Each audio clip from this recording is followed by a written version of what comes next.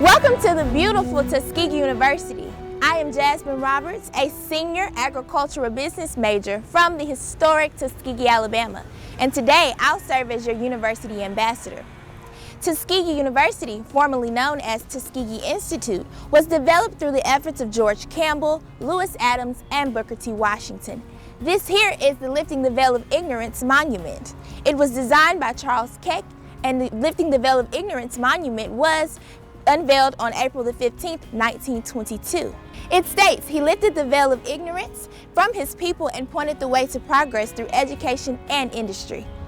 So now I'll take you over to our university chapel. Let's go.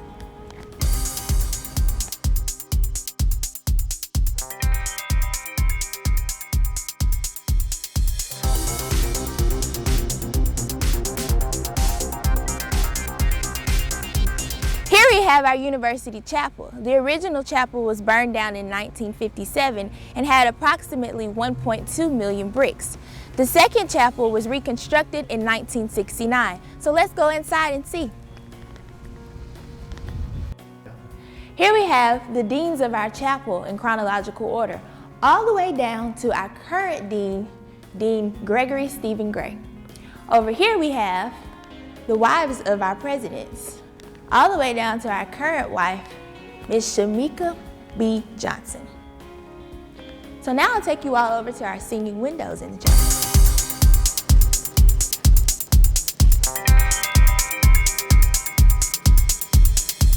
So here are our singing windows. They have different titles of Negro spirituals, such as "Every Round Goes Higher and Higher," "Roll Jordan Roll," "Still Away to Jesus." The University Chapel is home to our Tuskegee University Golden Voices Concert Choir, which is under the direction of Wayne Anthony Barr.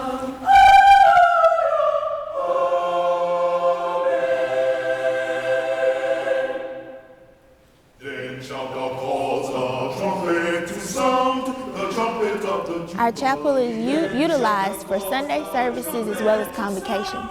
And so now, I'll take you to the George Washington Carver Museum. Here we have Dorothy Hall, one of our original structures to campus.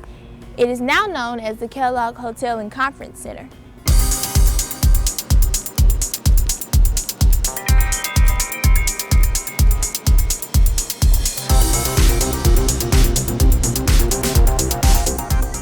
So here we have the George Washington Carver Museum.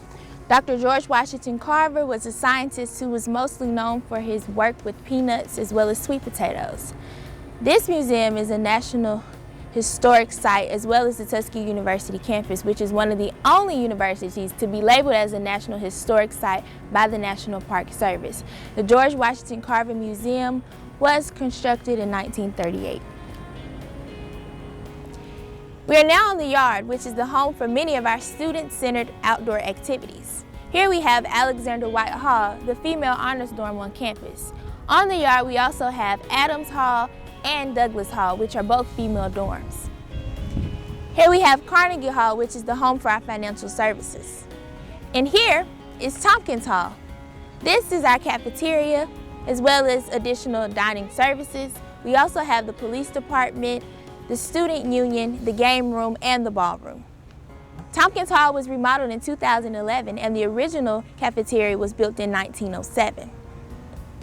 Now we will head on over to Margaret Murray Washington Hall. We have now arrived at Margaret Murray Washington Hall, which is named after Booker T. Washington's third wife.